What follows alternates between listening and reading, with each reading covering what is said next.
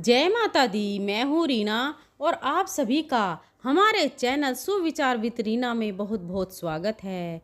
आप सभी को चैत्र नवरात्रि की हार्दिक शुभकामनाएं। आप सभी का दिन शुभ और मंगलमय हो और माता रानी आप सभी की मनोकामनाएं पूर्ण करे।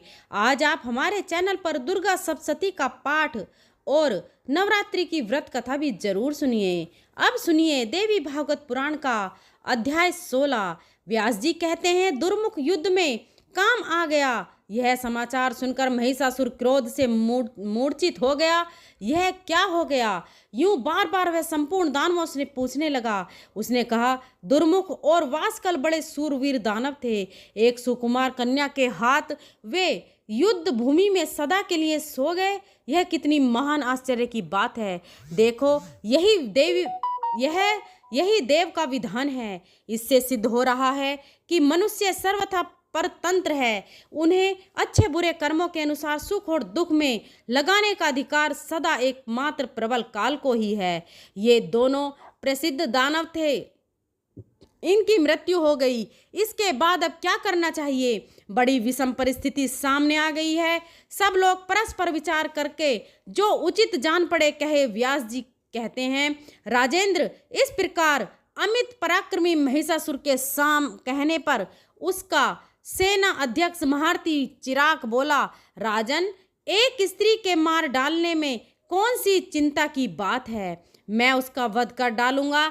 यूं कहकर कुछ सैनिकों को साथ लेकर वह रथ पर बैठा और चल दिया। दूसरे शक्तिशाली ताम्र को उसने अपना अंग रक्षक बना लिया। चलते समय उसकी विशाल सेना की तुमुल ध्वनि से आकाश और दिशाएं गूंज उठीं। चिरकाल्य में भगवती जगदम्बा बड़े अद्वितीय ढंग से शंख ध्वनि, घंटा ध्वनि और धनुष की टंक करने लगी। उस ध्वनि के प्रभाव से संपूर्ण राक्षसों के हृदय में आतंक छा गया। यह क्या कर रही कहकर वे भाग उठे। भय के कारण उनका सर्वांग कांपने लगा। वे सब के सब भाग रहे थे। उनकी यह स्थिति देखकर चक्षु राक्षी क्रोध की सीमा नहीं रही। उसने दानवों से कहा, तुम्हारे सामने कौन सा ऐसा भय आ गया?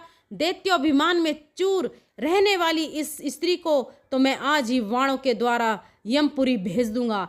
तुम लोग निर्भय होकर लड़ाई के मोर्चे पर डटे रहो। यूं कहकर उस पराक्रमी दैत्य ने हाथ में धनुष उठा लिया और युद्ध में जाकर वह निश्चित पूर्वक देवी से कहने लगा, विशाल नेत्रों से शोभा पाने वाली सुंदरी, तुम अन्य सुंदर मनुष्यों को भयभीत करती हुई क्यों व्यर्थ गरज रही हो? तुम्हारी इस गर्जन को सुनकर मैं नहीं डर सकता। सुलो ने स्त्री का वध करना दोष है और इस कार्य से जगत में अपकीर्ति फैलती है। यह जानकर मेरा मन तुम्हें मानने से हट सा रहा है। सुंदरी, तुम जैसी स्त्रियों के लिए कटाक्ष और हाव भाव से ही युद्ध का काम संपन्न हो जाता है।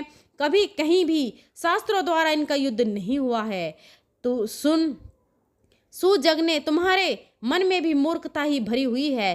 तभी तो भोग संबंधी सुखों का परित्याग करके तुम यूं कि युद्ध की इच्छा प्रकट कर रही हो। युद्ध में तुम्हें किस गुण की झलक मिल रही है? युद्ध में तलवार चलती है, गदा से प्रहार किए जाते हैं और चमकीले वाणों से शरीरों की धज्जियां उड़ा दी जाती हैं। प्राण निकल जाने पर शियार अपने मुंह से नोच नोच कर उस देह का अंतिम संस्कार करते हैं। धूर्त कवियों ने ऐसी मृत्यु की अत्यंत प्रशंसा गाई है। वे कहते हैं, युद्ध भूमि में प्राण त्यागे हुए वीरों को स्वर्ग मिलता है। उनका यह कहना केवल अथर्वा है। इसलिए वरारोहे, तुम्हारा मन जहाँ माने वहीं चली जाओ। तुम्हें देवताओं का दमन करने वाले मेरे स्वामी राजा महिषासुर की उपासना करनी चाहिए। व्यास जी कहते हैं, इस प्रकार चक्षु राक्षी जगदम्बा उसकी बात काट कर कहने लगी, अरे मूर्ख, बुद्धिमान पंडित के समान बनकर क्या बक रहा है? ना तो तू नीति शास्त्र जानता है और ना आन बख्शी की विद्या ही। ना तूने वृद्ध पुरुषों की सेवा ही की है और ना तुझे धार्मिक बुद्धि ही सुलभ है। आज तक मूर्ख की सेवा में लगा रहा, इसलिए तू भी मूर्ख ही रह गया। जब तुझे राजधर्म ज्ञात है ही नहीं, तब मेरे सामने क्यों व्यर्थ बक रहा है? मेरे द्वारा संग्राम में महिषासुर मारा जाएगा। समागम की भूमि रक्त से कीचड़ बन जाएगी और इसके बाद मैं सुखपूर्वक प्रयाण कर जाऊंगी। देवताओं को दुख देने वाला यह दुराचारी दानव महान अभिमानी बन गया है। इसको मार देना मेरा परम कर्तव्य है। तू सावधान होकर युद्ध कर। व्यास जी कहते हैं, भगवती जगदम्बा के यह वचन सुनकर बल के अभिमान में मतवाले रहने वाले दानवों ने उन पर बाण वर्षा आरंभ कर दी, मानो दूसरे मेघ जल की धारा उड़ेल रहे हों। भगवती ने अपने तेज बाणों से चक्षु राख से बाण काट डाले, साथ ही वे उसे तीरों से बींधने लगीं। देवी के बाण ऐसे तेज थे मानो विषधर सांप हो। उस समय भगवती और चिकुरा दोनों का वह परस्पर युद्ध आश्चर्यप्रद हो रहा था। जगदम्बा ने सिंह पर विराजमान रहकर गदा से उस दानव पर चोट कर दी। कठिन गदा घात को न सह सकने के कारण चक्षु राक्षस हो गया। 2 मुहूर्त तक अचेत बनी रही। वह दुराचारी दानव पत्थर की भांति रथ पर पड़ा रहा। शत्रु सेना को कुचलने की शक्ति रखने वाले ताम्र में भी कम चपलता नहीं थी। चक्षु राक्षस देखकर देवी से लड़ने के लिए वह स्वतः युद्ध भूमि में आ डटा। उसे आता देखकर भगवती चंडिका डंडा ठट्ठा कर हंसी और बोली, दैत्य आ जाओ, मैं अभी तुम्हें यमपुरी भेजने की व्यवस्था करती हूँ। तुम लोग स्वतः निर्बल हो, तुम्हारी आयु भी समाप्त हो चुकी है, इसलिए तुम लोगों के आने से क्या काम सिद्ध हो सकता है। मूर्ख महिषासुर घर पर रहकर जीने के किस उपाय में लगा है, तो मूर्खों के मर जाने पर भी मेरा क्या काम बनेगा। मेरे परिश्रम की कोई सफलता नहीं हो सकेगी, क्योंकि देवताओं से विरोध रखने वाला नीच महादुष्ट महिषासुर तो अभी भी जीवित ही है। इसलिए तुम लोग घर पर जाकर महिषासुर को यहाँ दो। मेरी जैसी स्थिति है उसे आकर वह प्रचंड मूर्ख भी देख ले। भगवती जगदम्बा के यह वचन सुनकर ताम्र क्रोध में भर गया। उसने देवी पर बाण वर्षा आरंभ कर दी।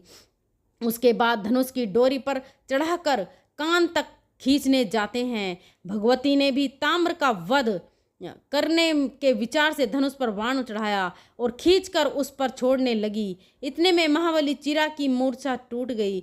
वह उठकर बैठ गया। फिर धनुष और बाण लेकर वह देवी के सामने आकर डट गया। चक्षु राक्षसी पराक्रमी एवं महान सूरवीर दानव थे। अब वे भगवती जगदम्बा के साथ समारगण में भिड़ गए। ताम्र के पास लोहे का बना हुआ एक अद्भुत सुदृढ़ मूसल था। उसने सिंह के मस्तक पर चोट की साथ ही वह ठंडा कर दिया।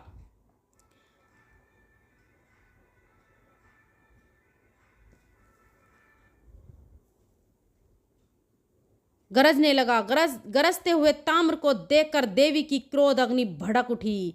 उन्होंने तुरंत अपनी चमचमाती हुई तलवार से दाना का मस्तक धड़ से अलग कर दिया। सिर कट जाने पर भी ताम्रा का धड़ हाथ में मूसल लिए हुए एक क्षण तक झूमता रहा। इसके बाद वह समारगण में पड़ गया। ताम्रा की ऐसी स्थिति देखकर चक्षु रक्ष ने झट तलवार उठा ली और वह भगवती चंडी की ओर दौड़ा। हाथ में तलवार लेकर सामने आते हुए उस दानव को देखकर भगवती ने उस पर 5 बाणों से प्रहार किया। देवी के एक बाण से चिराक्षी तलवार कट गई। दूसरे बाण से उसका हाथ साफ हो गया और अन्य बाणों से उसका मस्तक धड़ से अलग हो गया। इस प्रकार चक्षु राक्षसन दोनों राक्षसों का निधन हो गया। ये बड़े दुष्ट एवं संग्राम में अजीम माने जाते थे। इनके मर जाने पर सारी दानव सेना भयभीत होकर चारों दिशाओं में भाग चली। उन दानवों की मृत्यु देखकर संपूर्ण देवता आनंद से बेवल हो उठे। उन्होंने आकाश में विराजमान होकर पुष्पों की वर्षा आरंभ कर दी थी। वे भगवती की जय जयकार करने लगे।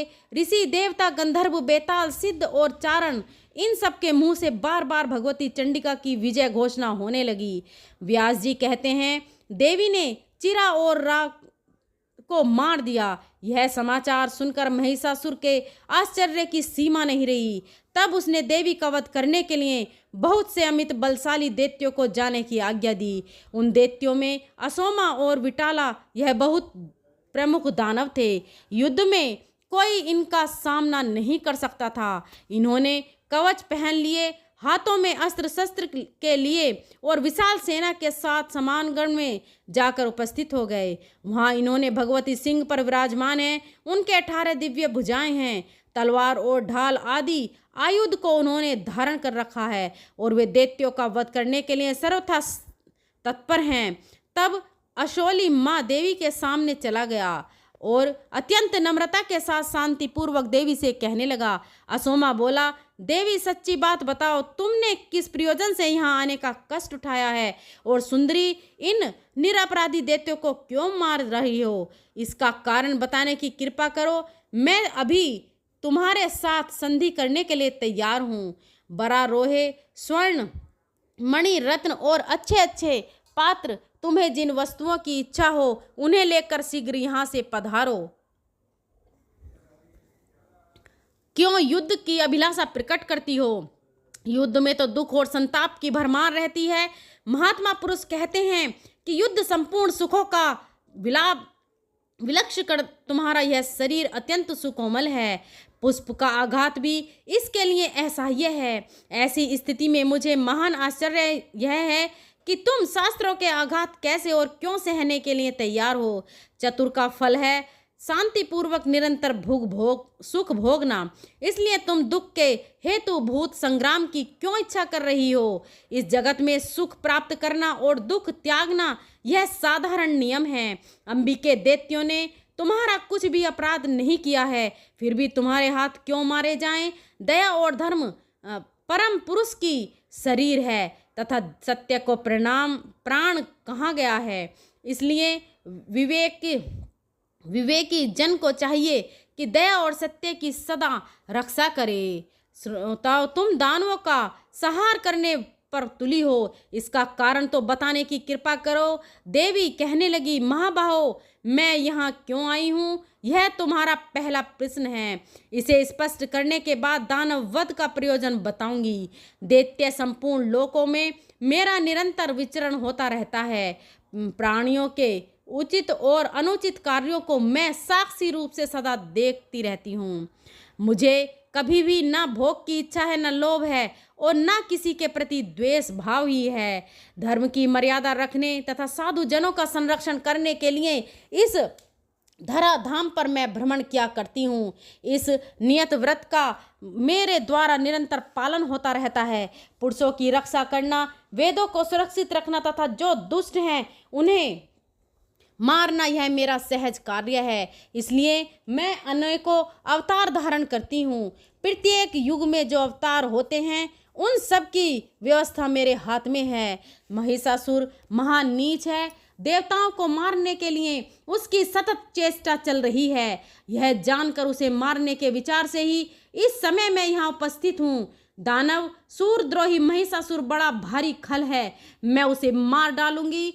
तुम जाओ, यहाँ रहो, जो इच्छा हो कर सकते हो। मैंने सारी बातें बता दी, अतः जाकर अपने दुराचारी राजा महिषासुर से कहो, राजन, आप क्यों अन्य दूतों को भेजते हो? स्वयं जाकर युद्ध कीजिए। संभव है तुम्हारे महाराज को मेरे साथ संधि करने की बात जच जाए। ऐसी स्थिति में तुम सभी का परम कर्तव्य है कि वैर भाव को परित्याग करके सुखपूर्वक पाताल चले जाओ। और तुम लोगों ने संग्राम में परास्त करके देवताओं से जो धन छीन लिया है वह सब वापस करने के बाद तुम लोगों को निश्चय ही उस पाताल में चले जाना होगा जहाँ इस समय प्रहलाद विराजमान है। व्यास जी कहते हैं, देवी के ऐसे वचन सुनकर असलोमा ने भगवती के सामने ही महान सूरवीर विडालाक्षी प्रीति प्रदर्शित करते हुए पूछा, विटाला, अभी अभी भवानी ने जो कहा है उसे तुमने सुना है न? मैं ऐसी स्थिति में संधि अथवा विग्रह क्या करना चाहिए? तो विटाला ने कहा, युद्ध में मर मिटना निश्चित है। इस रहस्य को जानते हुए भी स्वाभिमानी नरेश संधि की इच्छा नहीं कर सकते। बहुत से वीर युद्ध में काम आ गए, यह देखकर हमारे स्वामी हमें भेजना चाहते हैं। ऐसा ही देव का विधान है, किसी की शक्ति है इसे मिटा सके। सेवकों का यह धर्म ही महान कठिन है। वे सदा निरअभिमानी होते हैं, लगातार उन्हें स्वामी की आज्ञा माननी पड़ती है। प्राणों का जाना और रहना तो संदेहास्पद है ही, अतः मृत्यु को ऋण के समान तुच्छ मानकर स्वामी के अभिलेष कार्य में जुट जाना ही उचित है। व्यास जी कहते हैं, इस प्रकार विचार करके असीलो, माँ और विटाला वे दोनों वीर युद्ध के लिए तैयार होकर डट गए। उन्होंने हाथ में धनुष और बाण ले रखे थे, वे कवच पहने हुए थे, रथ की सवारी थी और पहले विडाल ने देवी के ऊपर 7 बाण चलाए। अस्त्र शस्त्र का सर्वोत्तम वेता असीलोमा दूरदर्शक के रूप में खड़ा रहा। भगवती जगदम्बा ने अपने सहायकों से विटाला के वाण का डाले, साथ ही अपने तीखे तीरों से उस पर चोट कर दी। वाण की असह्य व्यर्थ के कारण विटाला युद्ध भूमि में गिर पड़ा, उसे मूर्छा आ गई और प्रारब्ध में अनुसार उसी क्षण उसके प्राण पखेरु उड़ गए। देवी के हाथ से छूटे हुए बाण के प्रभाव से पीड़ा आक्ष सदा के लिए समारगण में सो गया। यह देखकर असीलोमा हाथ में धनुष लेकर युद्ध करने के लिए तैयार होकर सामने आ गया। वह अपना दाहिना हाथ ऊपर उठाकर देवी के प्रति कुछ परिमित वचन कहने लगा। देवी, दानव बड़े दुराचारी हैं, मैं जानता हूँ अब इनकी मृत्यु सिर पर आ गई है, फिर भी पराधीन होने के कारण युद्ध करना मेरे लिए परम कर्तव्य हो सकता है। महिषासुर महान मूर्ख है, प्रिय और अप्रिय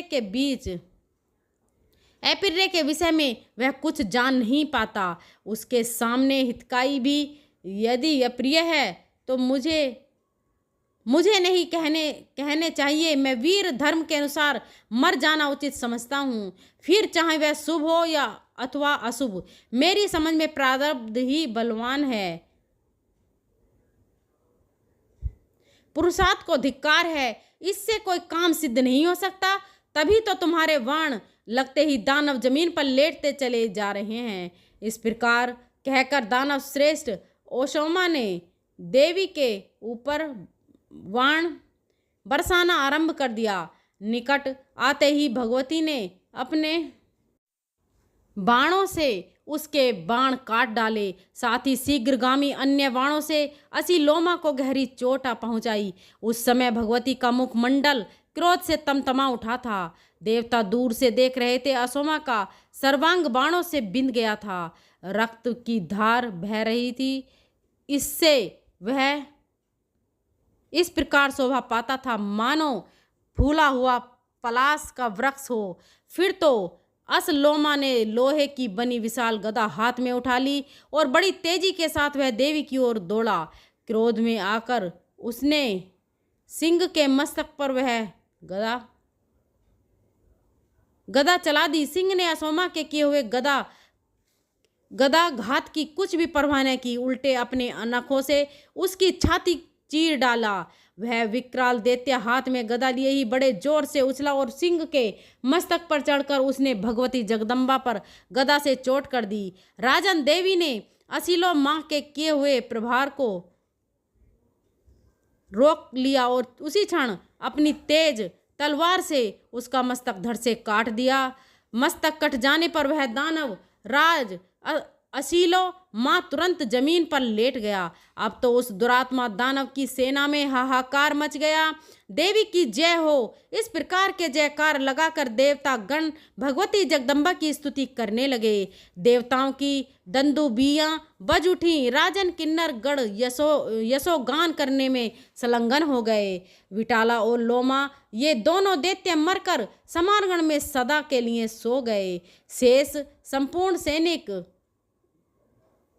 को सिंह ने अपने पराक्रम से मार गिराया। जो कुछ बचे थे उन्हें सिंह ने अपना कलेवा बना लिया। कुछ टूटे फूटे अंग वाले मुख दानव दुखी होकर महिषासुर के पास पहुंचे। वे रोने और गिड़गिड़ाने लगे, महाराज असलोमा और विटाला मर मिटे हैं। अब आप हमें बताइए कि सिर्फ आप ही बचे हैं। यह उनके मुख से करुण पुकार निकल रही थी। उन्होंने साथ ही यह भी कहा कि राजन, अन्य जितने सैनिक थे वे सब सिंह के ग्रास बन गए। यह कहकर वे अपने नरेश महिषासुर को युद्ध में भाग लेने के लिए प्रेरणा करने लगा। उन सैनिकों की बात सुनकर महिषासुर का मन अत्यंत उदास हो गया। उस पर चिंता की काली घटा घिर आई और वह बड़ा ही दुखी हो गया। आज की कथा यही समाप्त होती है। इसके आगे का वृतांत आप अगले अध्याय में सुनेंगे। अब आप सुनिए श्री दुर्गा चालीसा का पाठ। माँ दुर्गा चालीसा। नमो नमो दुर्गे सुख करनी, नमो नमो दुर्गे हर दुख हरनी। निरंकार है ज्योति तुम्हारी, तिहु लोक फैली उजियारी। शशि ललाट मुख महाविशाला, नेत्र लाल भ्रुकुटी विकराला। रूप मातु को अधिक सुहावे, दरस करत जन अति सुख पावे। तुम संसार शक्ति लैकीना, पालन हेतु अन्न धन दीना। अन्नपूर्णा हुई जगपाला, तुम ही आदि सुंदरी बाला। प्रलय काल सब नासनहारी, तुम गौरी शिव शंकर प्यारी। शिव योगी तुम रे गुण गावे, ब्रह्मा विष्णु तुम्हें नित्य ध्यावे। रूप सरस्वती को तुम धारा, ते सुबुद्धि ऋषि मुनिन उबारा। धरो रूप नरसिंह को अम्बा, प्रगट भई फाड़ कर खम्बा। रक्षा कर प्रहलाद बचायो, हिरण्याकश्यप को स्वर्ग पठायो। लक्ष्मी रूप धरो जग माही, श्री नारायण अंग समाही। क्षीर सिंधु में करत विलासा, दया सिंधु दीजे मन आसा। हिंगलाज में तुम्ही भवानी, महिमा अमित न जात बखानी। मातंगी धूमावती माता, भुवनेश्वरी बगला सुखदाता। श्री भैरव तारा जगतारिणी, छिन्न भाल भव दुख निवारणी। केहरी वाहन सोहो भवानी, लांगुर वीर चलत अगवानी। कर में खप्पर खड़ग विराजे, जाको देख काल डर भाजे। सोहे अस्त्र और त्रिशूला, जाते उठत शत्रु हुए सूला। नगर कोट में तुम्ही विराजत, तिहु लोक में डंका बाजत। शुंभ निशुंभ दानव तुम मारे, ये महिषासुर अधिभारे। जय अधबार मही अकुलानी, रूप कराल काली को धारा। सेन सहित तुम तिहि सहा, परिगाड संतन पर जब जब। भई माए सहाय मातु तुम तब तब। अमरपुरी अरुवा सब लोका, तब महिमा सब रहे अशोका। ज्वाला में है ज्योति तुम्हारी, तुम्हें सदा पूजे नर नारी। प्रेम भक्ति से जो यस गावे, दुख दरिद्रा निकट नहीं आवे। ध्यावे तुम्हें जो नर मन लाई, जन्म मरण ते वो छुट जाई। जोगी सुर मुनि कहत पुकारी, योग न हो बिन शक्ति तुम्हारी। शंकर हो संकट के नाशन, मंगल कारण विघ्न विनाशन। शंकर अचरज तब कीनो, काम क्रोध अजीति सब लीनो। निस दिन ध्यान धरो शंकर को, काहू काल नहीं सुमरी तुमको। शक्ति रूप को मरम ने पायो, शक्ति गई तब मन पछतायो। शरणागत हुई कीर्ति बखानी, जय जय जय जगदम्ब भवानी। भई प्रसन्न आदि जगत, तेई शक्ति नहीं किनी विलंबा। मोको मातु कष्ट अति घेरो, तुम बिन कौन हरे दुख मेरो। आशा तृष्णा निपट सतावे, विप्र मूरख मोहि डर पावे। शत्रु नाश कीजिए महारानी, सुमरो चित इक तुम्हें भवानी। करो कृपा है मातु दयाला, रिद्धि सिद्धि दे करू निहाला।